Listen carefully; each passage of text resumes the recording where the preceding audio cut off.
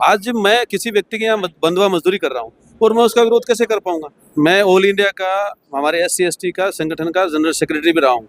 मैंने देखा है कि हमारे लोगों को वहाँ पे मकान किराए पे नहीं मिलता। गाँव में मकान खाली पड़ा है, वो कहेंगे मकान है साहब देख लो, जो ही जाति पूछेंगे नहीं है खाली। तो ये यहाँ पे मकान नहीं मिला। मेरी पोस्टिंग ऐसे काम हुई, 6 दिन तक मुझे मकान नहीं मिला। उसके बाद जबकि मैं वहाँ का सीनियर मैनेजर था, उसके बावजूद भी मकान नहीं मिला। यूँ कहते हैं कि आरक्षण जो है वो आर्थिक समृद्ध लोगों को नहीं मिलना चाहिए। मैं कहता हूँ आरक्षण जो है वो आर्थिक उद्धार या आर्थिक रूप से जो पिछड़े हुए हैं उसको ऊपर उठाने के लिए नहीं है। ये सामाजिक स्तर पे जो गिरे, जो नीचे स्तर पे लोग हैं जिनका शोषण सदियों से होता रहा है, उसको ऊपर उठाने के लिए है। आप आर्थिक आधार से मजबूत व्यक्ति को भी मंदिर में प्रवेश नहीं करने देते, उसको भी मकान नहीं देते, उसके साथ भी वो भेदभाव कर रहे हैं। व्यक्ति की बात। नमस्कार, आप देख रहे हैं NV News 24/7 नीलम पौध के साथ। साथियों, आजकल समाज में और खासकर मैं कहूँ देश में बहुत सारे ऐसे मुद्दे चले हुए हैं जो मुंह खोले हमारे सामने खड़े हैं। आए दिन सड़कों पर जय भीम के नारे लग रहे हैं, संविधान बचाओ के नारे लग रहे हैं, लोकतंत्र बचाओ के नारे लग रहे हैं, शिक्षा बचाओ के नारे लग रहे हैं और दिल्ली पर भी एक बहुत बड़ा जंतर मंतर पर प्रोटेस्ट चल रहा है। आप सभी देख रहे हैं जिस तरह से मांग चल रही है इस्तीफे की कि मुख्यमंत्री जी यानी कि जो एजुकेशन मिनिस्टर है उनको इस्तीफा दे देना चाहिए, लेकिन सरकार है कि टस से मस नहीं हो रही है और देश का युवा लगातार जूझ रहा है। इसी कड़ी में आज मेरे साथ में एक सम्मानित साथी हैं, उन्हीं से जुड़ने का प्रयास करूंगी। सर, पहले तो जानना चाहूंगी आपका नाम क्या है? मेरा नाम विद्याधर गंगावत है। मैं राजस्थान ग्रामीण बैंक से सहायक महाप्रबंधक के पद से अभी सितंबर में ही रिटायर हुआ। सर, गवर्नमेंट पर से रिटायर्ड हैं और बैंक कर्मचारी रहे हैं, तो पहले तो आपसे जानना चाहूंगी जब सर्विस में रहे और अब सर्विस से बाहर हैं, दोनों में कितना बड़ा फर्क देखते हैं, खासकर सामाजिक गतिविधियों में काम करते हुए? सर्विस में रहते हुए क्या आदमी की कुछ सीमाएं होती हैं, उन सीमाओं के रहते हुए वो बेफिक्री से या को बेबाक रूप से नहीं बोल पाता है। लेकिन चूंकि अब हम रिटायर हो चुके हैं, हमारे ऊपर वो बंदिशें, वो पाबंदियाँ लागू नहीं होती है जो सर्विस के दौरान रहती हैं। तो अब हम थोड़ा फ्री महसूस करते हैं और हम समाज के साथ जुड़ करके, और जो ये आप अभी जो देश में हलचल मची हुई है, भले वो आरक्षण को लेके हों, भले वो पेपर लीक को मुद्दे को लेके हों, भले वो अयोध्या में जो चंदा चोरी हुई उसके मुद्दे के हों, उसमें हम बेबाक रूप से बोल सकते हैं और कह सकते हैं कि ये देश में जो अभी हो रहा है वो स्थितियां बहुत ख़राब हैं। अंदरूनी स्थिति ये है कि देश की स्थिति बहुत ख़राब हो चुकी है, सांप्रदायिकता बढ़ चुकी है और देश से एक क्या कहते हैं वो गर्त की तरफ जाता हुआ दिखाई दे रहा है। सर, आज जिस तरह से लगातार यूथ आवाज उठा रहे हैं, क्योंकि संविधान में तो तमाम प्रारूप है हमारे लिए, तमाम हक अधिकार सुनिश्चित किए गए, लेकिन जब ग्राउंड पर उन्हें इम्प्लीमेंट करने की बारी आती है तो वहां पर सरकार नील बटा सन्नाटा नजर आते। तो ऐसे में सरकार की क्या जिम्मेदारी बन जाती है, खासकर उस देश के भविष्य के लिए जो आज सड़कों पर नारे लगा रहा है? सरकार की जिम्मेदारी तब होगी ना जब हम संगठित होंगे। हम संगठित होकर के सरकार से मुकाबला करेंगे। बाबा साहब ने जो हमें प्रतिनिधित्व का जो आरक्षण दिया था, उसके तहत हमें ये नहीं दिया था कि हमारा बंदा चुन करके जावे और वो पार्टी की बात करे। नेचुरल जिस पार्टी से वो चुन के गया वो तो उसी पार्टी की बात करेगा। लेकिन प्रतिनिधित्व के कानून के तहत अगर हमारा समाज के हिसाब से जो व्यक्ति चुन के जाता है, MP MLA, वो हमारी बात करेगा, तो हमारी बात तो करते ही नहीं है, तो उन पर कोई प्रेशर है ही नहीं। लगभग शायद 160 MLA अपने SC ST के हैं, वो हैं तो पार्टी से संबंधित, तो वो उनकी पार्टी की बात करते हैं, हमारी बात कब करेंगे? अगर वो MLA मिलकर के हमारे संगठन की बात करें, हमारी SC ST के कल्याण की बात करें, तो सरकार दबाव में, निश्चित रूप से दबाव में आएगी। सर, इसके लिए समाधान क्या है? क्योंकि अक्सर ये एलिगेशन तो बहुत सारे लोग लगाते हैं कि 131 सांसद हमारे बैठे, अगर वो इस्तीफा देते तो एक झटके में सरकार गिर जाएगी, लेकिन वो 131 सांसद है, उन पर कंट्रोल लगाएगा कौन आखिर? इसके लिए तो माननीय कांशीराम जी का जो सपना है वो पूरा करने वाला कोई व्यक्ति पैदा होवे, और वो कब होगा? जब हम सब संगठित होंगे। हम एक उदयपुर जिले में मैं रहता हूँ। उदयपुर में बाबा साहब की जयंती के दिन कम से कम 10-15 संगठन अलग अलग जयंती मनाते हैं, तो उनका क्या असर जाएगा समाज में? वही संगठन सारे मिल करके एक जगह संगठित होकर के जयंती मनाएंगे तो पूरे उदयपुर में हलचल मच जाएगी कि ये लोग संगठित हैं। जब तक हम संगठित होकर के एक नहीं होंगे, अलग अलग संगठन नहीं बनाएंगे, एक ही संगठन के नीचे एक ही बैनर के तले काम करेंगे, तो अपना सपना साकार हो सकता है। जी सर, अभी आपने कहा कि जब तक कोई कांशीराम जी जैसा त्यागी समर्पणी व्यक्ति पैदा नहीं होगा तब तक सुधार नहीं आएगा, लेकिन हम ये बात बहुत सारे लोगों से सुनते हैं और मैं तो पूरे भारत देश में जाती हूँ, इसलिए मैं ऐसा कह रही हूँ। लोग कहते हैं कि भाई भगत सिंह हो, पैदा हो भगत सिंह, लेकिन हमारे घर में नहीं दूसरे के में। कांशीराम पैदा हो लेकिन हमारे घर में नहीं दूसरे के में। मायावती पैदा हो, हमारे घर में नहीं दूसरे के घर में। मतलब हम दूसरों से ही ज्यादा उम्मीद लगाते हैं। हम इस दिशा में कब मतलब कदम आगे बढ़ाएंगे या कब इस पर काम करेंगे? देखो, इसके लिए हमें सकारात्मक रूप से सोचना पड़ेगा। पुरानी स्थिति और आज की स्थिति को का कंपैरिजन करना पड़ेगा। तो उसमें हम मानते हैं कि इतना परिवर्तन नहीं हुआ है, जितना हमें चाहिए उतना परिवर्तन नहीं हुआ है। लेकिन एक मास लेवल पे देखा जाए, स्थितियाँ चेंज हुई हैं, हमारे सामाजिक जो स्तर है उसमें भी अच्छा सुधार हुआ है और लोग आगे बढ़ रहे हैं, आगे आ रहे हैं। निश्चित रूप से जो सदियों से हमारे बीच में जो डर बैठा हुआ था शोषण का, सदियों से जो हमारा शोषण होता आ रहा था, उसको एकदम से हम नहीं भुला पाएँगे। लेकिन निश्चित रूप से जैसे-जैसे शिक्षा का स्तर बढ़ रहा है, जैसे-जैसे लोग समृद्ध हो रहे हैं, नौकरियाँ तो ख़ैर अब बहुत कम रह गई हैं, लेकिन अपने लोग बिज़नेस में भी आ रहे हैं।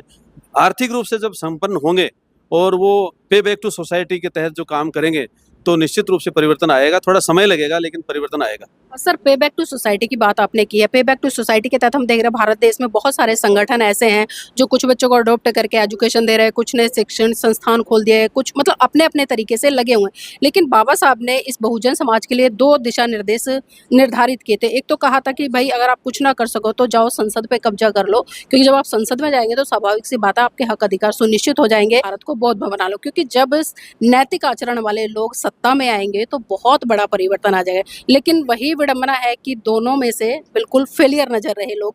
तो कमियाँ कहाँ देखते हैं आप? क्योंकि आपका सर्विस का भी बहुत लंबा पीरियड रहा, अभी सामाजिक क्षेत्र में भी आप काम कर रहे हैं, तो कमियाँ कहाँ देखते हैं? मैं जहाँ तक देता हूँ, कमियाँ जो आपने अभी कहा, नैतिकता, नैतिक मूल्यों का हरण हो चुका है। आदमी आज डरता ही नहीं है कि कौन क्या कहेगा। भगवान से नहीं डर रहा।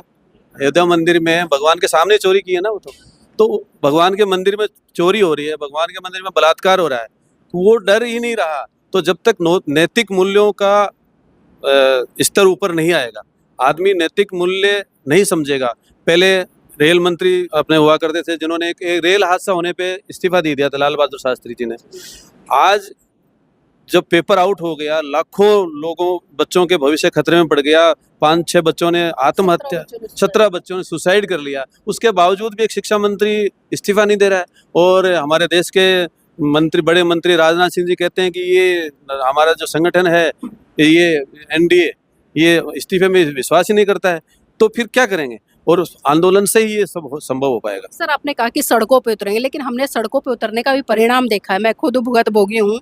मैं 22-23 दिन सलाखों के पीछे रही जेल में। लेकिन हम देखते हैं जब हमारा यूथ सड़कों पर उतरता है, क्रांतिकारी योद्धा सड़कों पर उतरता है, तो उन पर लाठियाँ चढ़ती है, एफआईआर हो जाती है, उन्हें जेल में डाल दिया जाता है। लेकिन यही बाबा साहब ने सड़कों पर ना उतरने के लिए कहा। उन्होंने कहा कि 5 साल के बाद में आपको मौका मिलता है, वो है वोट का अधिकार। अगर आप उसका सही तरीके से इस्तेमाल करो तो आप परिवर्तन कर सकते हो। लेकिन आज समाज इस दिशा में भी नहीं समझ रहा है, तो कमियाँ बेसिकली फिर बार-बार वही सवाल उठता है कि कमियाँ कहाँ रह जाती है। हम एक काशीराम की अपील करते हैं, हम एक बाबा साहब की अपील करते हैं, हम एक बहन जी की अपील करते हैं, या जो भी बहुजन समाज में नेता हैं जो लीड कर रहे हैं उनकी अपील करते हैं। लेकिन हम ये क्यों नहीं सोच पाते कि एक-एक व्यक्ति को हम तैयार करें, कैडराइज़ करें और 100 लोगों को मिलाकर हम एक काशीराम या एक बाबा साहब बना लें?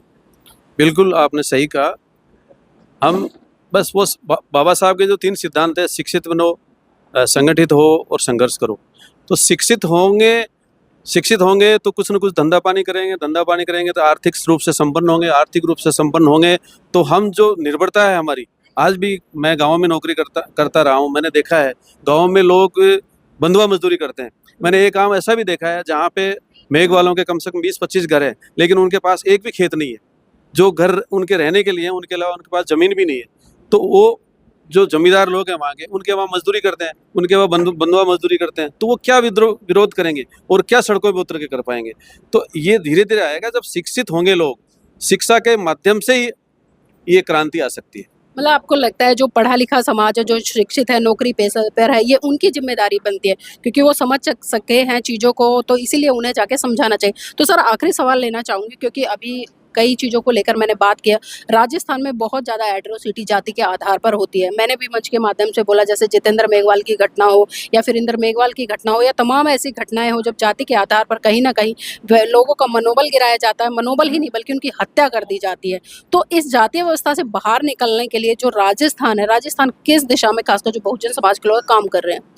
नहीं, मेरे को नहीं लगता मैडम इसमें राजस्थान में सरकार कोई काम कर रही है या सरकार इसके ऊपर कोई सरकार नहीं सर, जनता, जो बहुजन समाज के जागरूक लोग। बहुजन समाज के लोग तो त्रस्त हैं, वो सदियों से उनके एक डर बैठा हुआ है, वो निकलने का प्रयास भी कर रहे हैं और ये प्रयास हुए हैं तभी तो इनकी हत्या हुई है। जैसे वो मूछ रखने पे बाड़वा गांव में हत्या हुई, वो उनमें जागरूकता आई, उन्होंने कुछ विरोध किया तभी तो उनकी हत्या हुई। तो थोड़ा बहुत विरोध हो रहा है, लेकिन ये विरोध तभी सफल हो पाएगा जब हम लोग एक बैनर के तले आएंगे और शिक्षित होकर के और अपने आप को समृद्ध करेंगे। जब आर्थिक समृद्धता आएगी तो इन पे निर्भरता खत्म हो जाएगी। आज मैं किसी व्यक्ति के यहाँ बंधुआ मजदूरी कर रहा हूँ और मैं उसका विरोध कैसे कर पाऊंगा? मैं ऑल इंडिया का, हमारे SC ST का संगठन का जनरल सेक्रेटरी भी रहा हूँ। मैंने देखा है कि हमारे लोगों को वहाँ पे मकान किराए पे नहीं मिलता। गाँव में मकान खाली पड़ा है, वो कहेंगे मकान है साहब देख लो, जो ही जाति पूछेंगे नहीं है खाली। तो ये यहाँ पे इस विशेषकर ये मारवाड़ क्षेत्र है, मतलब 78 साल बाद भी ये स्थिति है। हमने तो देखा है। मेरे को खुद को मकान नहीं मिला। मेरी पोस्टिंग ऐसे गाँव हुई, 6 दिन तक मुझे मकान नहीं मिला। जबकि मैं वहाँ का सीनियर मैनेजर था, उसके बावजूद भी मकान नहीं मिला। यूँ कहते हैं ना कि भाई, लोग कहते हैं कि आरक्षण जो है वो आर्थिक समृद्ध लोगों को नहीं मिलना चाहिए। मैं कहता हूँ आरक्षण जो है वो आर्थिक उद्धार या आर्थिक रूप से जो पिछड़े हुए हैं उसको ऊपर उठाने के लिए नहीं है। ये सामाजिक स्तर पे जो नीचे स्तर पे लोग हैं जिनका शोषण सदियों से होता रहा है, उसको ऊपर उठाने के लिए है। आप आर्थिक आधार से मजबूत व्यक्ति को भी मंदिर में प्रवेश नहीं करने देते, उसको भी मकान नहीं देते, उसके साथ भी वो भेदभाव कर रहे हैं। व्यक्ति की बात कर रहे हैं, हम देश के राष्ट्रपति को ले सकते हैं। हाँ। गोविंद राम मेघवाल जी, उनको मतलब नहीं घुसने दिया था। द्रौपदी मुर्मू जी, उन्हें उद्घाटन में नहीं बुलाया गया। यहाँ अपने राष्ट्रपति महोदय आए थे पुष्कर में, यहाँ सीढ़ी पे उनको पूजा करनी पड़ी थी। तो ये आर्थिक उन्मूलन का कोई वो नहीं है। आरक्षण जो है, कभी आपने सुना है किसी ब्राह्मण को या किसी महाजन को या किसी स्वर्ण कास्ट के राजपूत व्यक्ति को घोड़ी पे से उतारा गया? भले वो कितना ही गरीब हो, उसको उतारा गया। लेकिन जो भी SC ST का जो दलित वर्ग है, वो अगर समृद्ध भी है, आर्थिक रूप से समृद्ध है, तो भी उसको घोड़ी से उतार दिया जाता है, मंदिर में नहीं चढ़ने दिया जाता है। लेकिन सर, ये सारी जो चीजें हो रही है, कहीं ना कहीं आपको लगता नहीं है जो एक विशेष संस्कृति है, अगर मैं बात करूँ संस्कृति मतलब हिंदू धर्म के कारण, क्योंकि हिंदू धर्म में वर्ण व्यवस्था है और वर्ण व्यवस्था में जाति व्यवस्था है। क्योंकि अगर बहुजन समाज की बात करें, उसको शूद्र में रखा गया है, SC ST OBC को, और वहाँ पर हजारों जातियां हैं। जब ये हजारों जातियां ही आपस में, मैं उन तीनों वर्णों की तो बात छोड़ दूँ, ये जब नीचे की जो जातियां ये भी आपस में एक दूसरे के साथ में भेदभाव करती हैं, तो कैसे बाबा साहब का सपना पूरा हो पाएगा? या कैसे जो जाति व्यवस्था जो हम बार बार कहते हैं कि जाति है कि जाति नहीं, वो कैसे जाएगी? बिल्कुल आपने सही कहा। ये हम बातें ही करते हैं, व्हाट्सएप यूनिवर्सिटी में बातें करते हैं, लेकिन धरातल पे काम नहीं हो पाया। जब तक धरातल पे काम नहीं होगा और जाति जो SC वर्ग में देखो आप, सैकड़ों जातियां हैं, वो सारी जातियां एक SC अनुसूचित जाति, एक ही जाति बन करके, मैंने पहले भी कहा था कि सब संगठित होकर के एक बैनर के नीचे आएंगे तो ये संभव हो पाएगा, अदरवाइज नहीं हो पाएगा। जी, लेकिन सर, इससे भी ज़्यादा नहीं लगता आपको, जैसे बाबा साहब ने बुद्धिज़्म का कॉन्सेप्ट दिया, बाबा साहब ने संविधान में लिखा SC ST OBC, एक बहुत बड़ी जातियों को इकट्ठा करके एक समूह दे दिया। लेकिन बाबा साहब ने ये भी कहा कि जिस दिन ये समाज जातियों को तोड़कर बौद्ध धर्म ग्रहण कर लेगा, वहाँ पर जातियाँ खत्म हो जाएंगी। अगर आज हम भारत की बात करें और विदेशों की बात करें, तो पूरे विश्व में कम से कम 56-57 देश ऐसे हैं जो बुद्ध की विचारधारा को फॉलो करते हैं। और खासकर हमारे देश के माननीय प्रधानमंत्री हो या वित्त मंत्री हो या बड़े बड़े पूंजीपति घरानों से आने वाले लोग हो, जब वो विदेश में जाते हैं तो बड़े गर्व से कहते हैं कि हम बुद्ध की धरती भारत से आए हैं। तो बुद्ध की धरती भारत में और भारत के लोगों को आखिर बुद्ध से प्रॉब्लम क्या है कि आज तक जो उनकी विचारधारा की तरफ नहीं बढ़ पा रहा है? विचारधारा है ही नहीं। विचारधारा लोगों तक नहीं पहुंच पा रही है, धरातल तक नहीं पहुंच पा रही। आप किसी भी गांव में जाके पूछ लीजिए बुद्ध के बारे में, कितने लोग बता पाएंगे? पता नहीं है। पता नहीं है, पता ही नहीं है। मेरे को खुद को पता नहीं है, जी। उतना नहीं है जितना होना चाहिए। ठीक है, हमने पढ़ा है, सिलेबस में पढ़ा है, अभी भी छोटी मोटी किताबें लाके पढ़ते हैं, लेकिन एक तो हम पढ़ते नहीं है, जो मिल गया उससे संतुष्ट हो गए, मेहनत नहीं करते। पढ़ेंगे तो बोलेंगे, अगर पढ़ेंगे नहीं तो आगे बोलेंगे।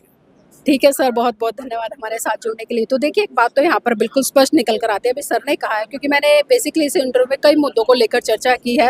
वैसे मैंने खिचड़ी बना दी है, लेकिन फिर भी एक संदेश जरूर दिया है, क्योंकि जब तक हम किसी भी विचारधारा को पढ़ेंगे नहीं और उस विचारधारा को पढ़ के अपने जीवन में नहीं उतारेंगे, तब तक परिवर्तन आने वाला नहीं है। और ये कमियां उन लोगों की नहीं है जो चीज़ों को नहीं जानते, बल्कि ये कमियां उन लोगों की है जो जानते हैं और वो जाकर समाज में काम नहीं करते हैं। और बाबा साहब ने पढ़े लिखे शिक्षित वर्ग से ये बहुत ज़्यादा अपेक्षा की थी कि वो पढ़ेगा लिखेगा तो वो जाकर समाज में परिवर्तन लाएगा। लेकिन विडंबना है कि आज़ादी के 77 साल बीत गए, हमने अमृत महोत्सव भी मना लिए, लेकिन पढ़ा लिखा वर्ग भी कहीं ना कहीं, मैं बड़े कटु शब्दों में कह रही हूँ कि अपनी नौकरी, बीवी, टीवी और बच्चों तक ही सीमित रह गया। अगर वो अपनी नैतिक ड्यूटी को समझता और बाबा साहब के उस त्याग, समर्पण, बलिदान को समझता, तो आज भारत देश का सीन कुछ और ही होता। तो साथियों, मैं चाहूंगी आप इस वीडियो को लाइक करें, शेयर करें और कमेंट करके अपनी प्रतिक्रिया जरूर दें।